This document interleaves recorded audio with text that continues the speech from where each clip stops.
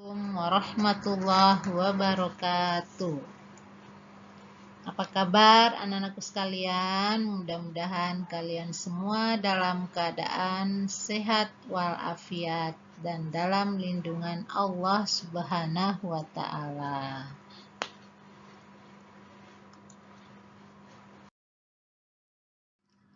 Ya, baik anak-anakku sekalian. Materi yang akan kita bahas kali ini tentang zakat. Ya, zakat. Anak-anak masih ingat zakat itu termasuk rukun Islam yang keberapa ya? Ya, jadi itu sudah pernah kita pelajari ya. Zakat itu termasuk rukun Islam yang ketiga.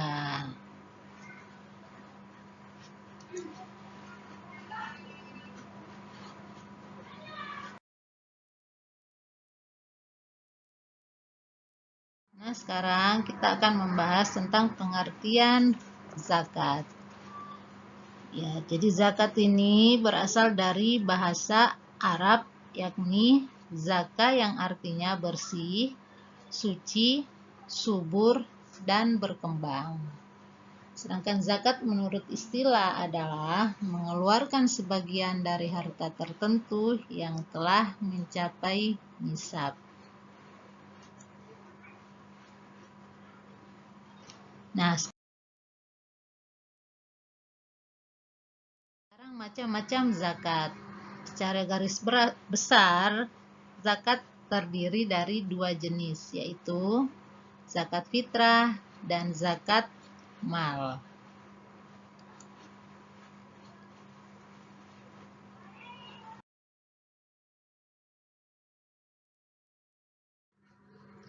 Nah, sekarang kita bahas tentang zakat fitrah. Apa sih itu zakat fitrah? Zakat fitrah adalah mengeluarkan beras atau bahan pokok lainnya sebesar 2,5 kg atau 3,5 liter setiap orang. Nah, waktu membayar zakat mulai tanggal 1 Ramadan sampai menjelang sholat Idul Fitri.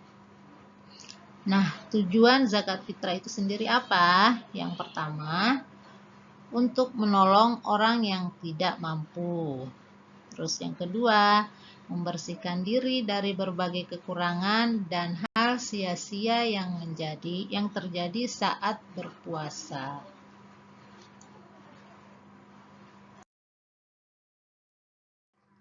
Nah, sekarang orang yang wajib mengeluarkan zakat fitrah. Siapa saja orang-orang yang wajib mengeluarkan zakat fitrah? Yang pertama, beragama Islam, laki-laki dan perempuan, bayi sampai usia lanjut. Jadi itu diwajibkan untuk mengeluarkan zakat fitrah. Terus yang kedua, memiliki penghasilan yang cukup untuk anak-anak jadi tanggungan orang tua mereka.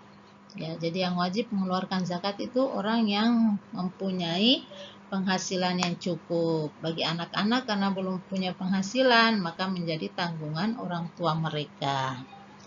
Yang ketiga, orang yang masih hidup sampai akhir Ramadan.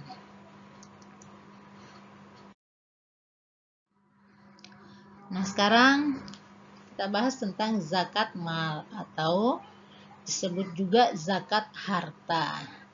Ya, zakat harta yaitu mengeluarkan sebagian harta kekayaan yang dimilikinya apabila telah mencapai nisab. Nah, nisab sendiri ini artinya apa? Nisab artinya lama waktu suatu harta menjadi milik seseorang dalam jumlah tertentu. Misalnya, jika seseorang muslim memiliki 85 gram emas selama 1 tahun, zakat yang harus dikeluarkan 2,5%. Atau jika harga emas 1 gram 400.000, nilai nisabnya adalah 85 gram kali 400.000 sama dengan 34 juta. Nah, zakat yang harus dikeluarkan adalah 2,5% dari 34 juta jadinya 850.000 zakat yang harus dikeluarkan.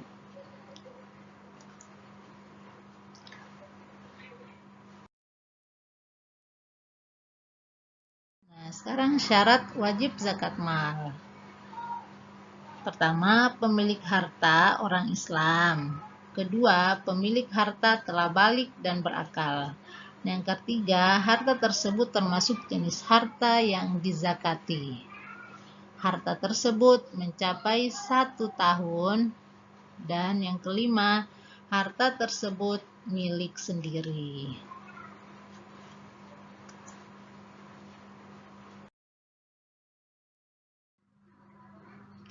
Nah, sekarang jenis-jenis harta yang dizakati.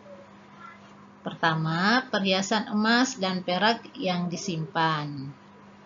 Kedua, uang simpanan yang telah mencapai 1 tahun. Dan yang ketiga, harta atau uang yang diperoleh dari usaha berdagang atau bekerja. Keempat, hasil pertanian. Dan yang kelima, binatang ternak. Terus keenam, barang temuan.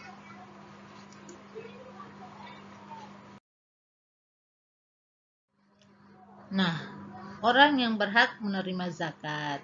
Jadi siapa-siapa saja orang yang berhak menerima zakat.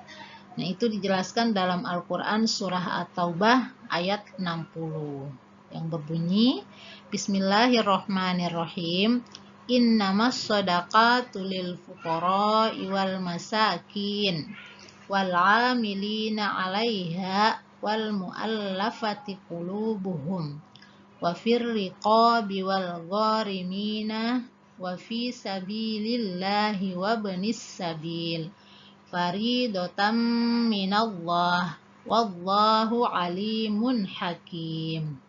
Ya, yang artinya sesungguhnya zakat itu hanyalah untuk orang-orang fakir, orang miskin, amil zakat yang dilunakkan hatinya atau mu'alaf, untuk memerdekakan hamba sahaya, untuk membebaskan orang yang berhutang, untuk jalan Allah Subhanahu wa Ta'ala, dan untuk orang yang sedang dalam perjalanan.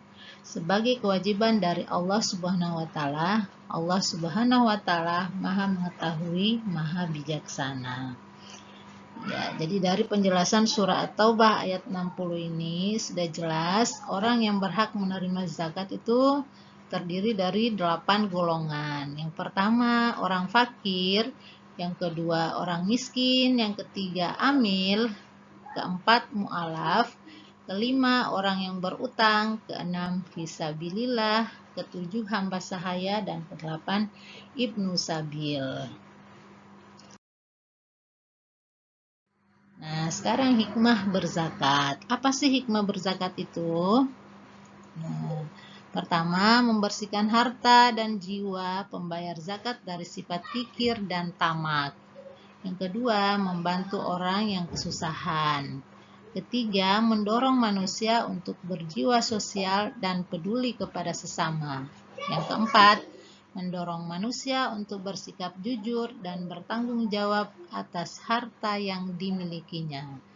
Nah, yang kelima, mengingatkan manusia bahwa harta dan kekayaan hanyalah titipan dari Allah Subhanahu wa Ta'ala.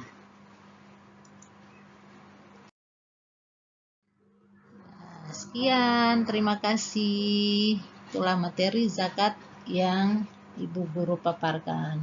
Terima kasih. Assalamualaikum warahmatullahi wabarakatuh.